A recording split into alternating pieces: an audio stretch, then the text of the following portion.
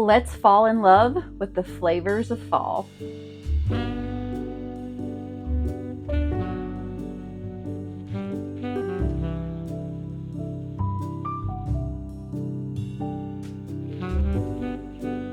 Hey y'all, I'm Sammy and welcome to my kitchen. Today I'm going to be sharing 6 amazing, incredible fall flavor recipes you don't want to miss. All of these have the true taste of fall right in them. So sit back and relax, grab you some tea, and let me do all the cooking. Come on y'all, let's go. So we're going to start this video out with some pumpkin spice French toast bake. This was amazing, and it can be made the night before and just put it in the fridge, pop it in the oven in the morning.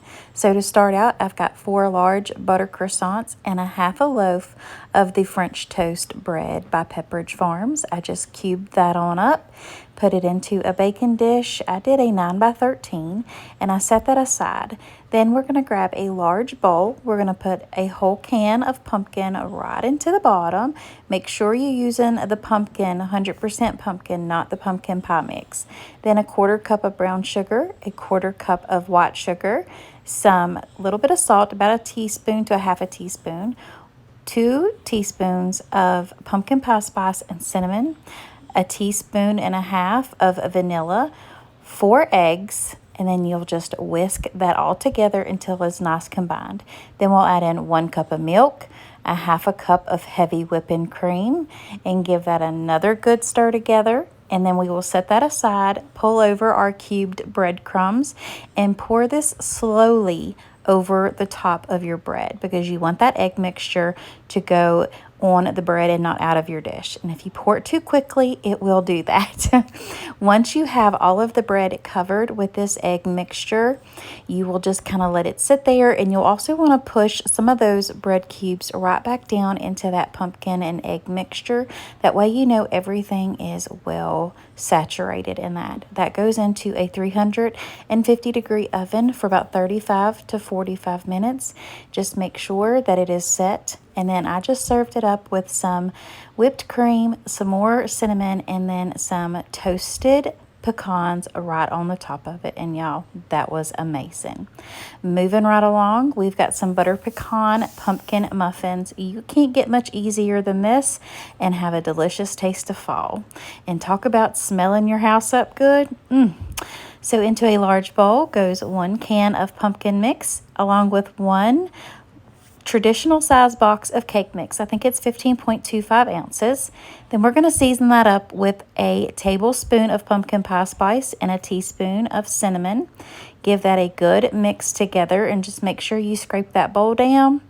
Use some muffin cups up. I'm using my silicone muffin tins, and I just sprayed them just to make sure that the muffin would come out. Once you have the mix in each tin, you will sprinkle it with a little bit of brown sugar and some pecans. I just chopped those up roughly, and I just sprinkled them right on top. These go into a 350-degree oven for about 15 minutes. Just make sure that they're not doughy when it's poked with a toothpick down in the center.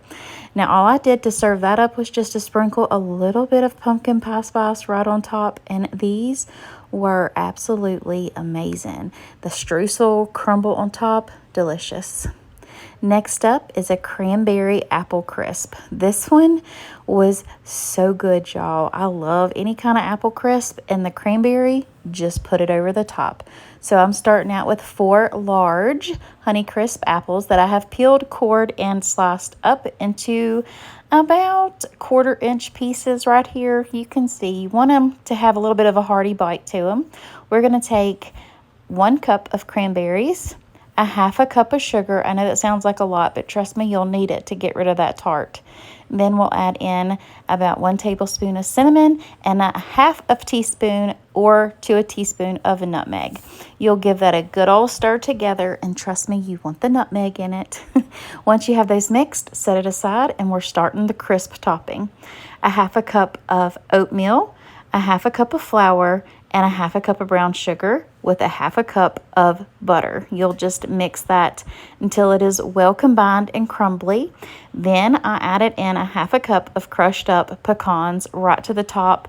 You can even use walnuts too. Once you have that all mixed up, you will take a sprayed baking dish. This is equivalent to a 9x13. I just poured that right over the top. I'm sorry, a 9x9, not a 9x13.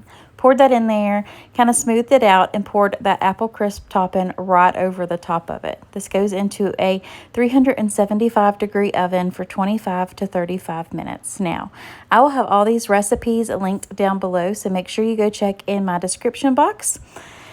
And while you're at it, how about hitting that red subscribe button? It is absolutely free, and I would love to have y'all. Plus, do you really want to miss any more of these recipes? Next up, we're going to get into the savory side with these chicken and dumplings. This speaks fall to me. I don't know why. I love me some chicken and dumplings though. So into a pot, I have about 8 cups of water and about 5 to 6 chicken legs. I put that in there with some chicken bouillon, salt, pepper, some parsley, whatever seasonings you want. You just put that right on in there with a large sliced up onion, and I let that boil until that chicken was tender. Then I added in about a cup of shredded carrots right into the mix. Now we're going to take the Ann's flat dumplings. I found them in the freezer section. I just break those into little pieces and dump that into that broth once I removed the chicken. Let those dumplings cook on up, and then we have already shredded that chicken, so we're going to put that right back into that mix and let everything get happy once again. And you really want to make sure that those carrots are cooked through too.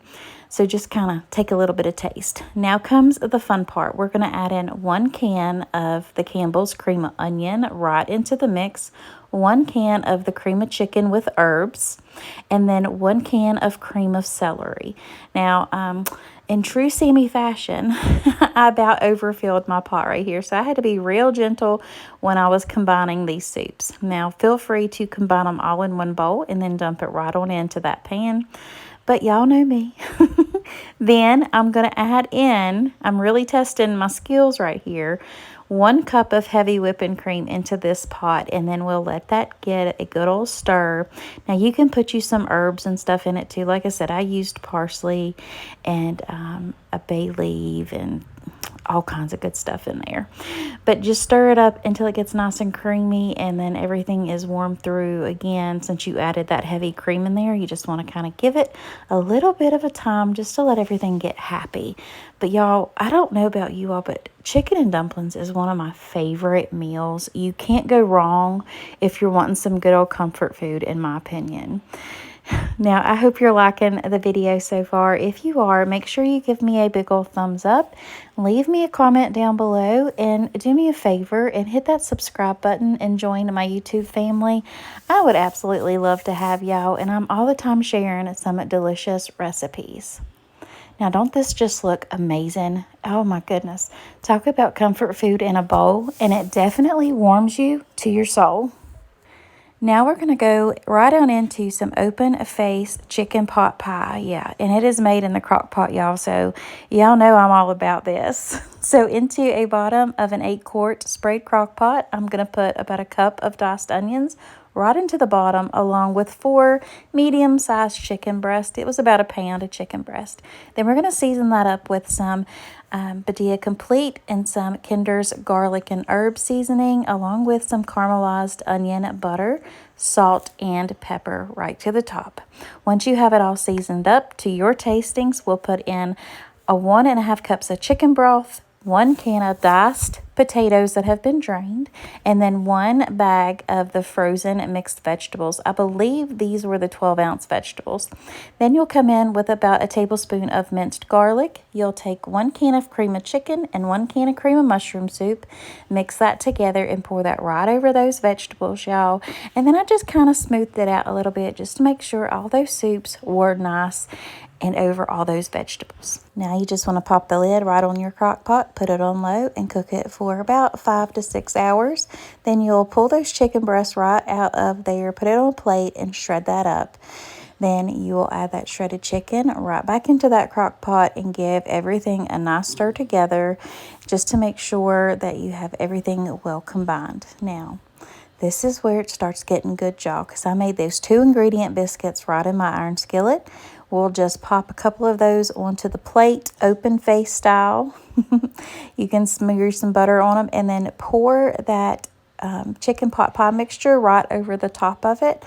And I put some parsley right on just to make it look pretty.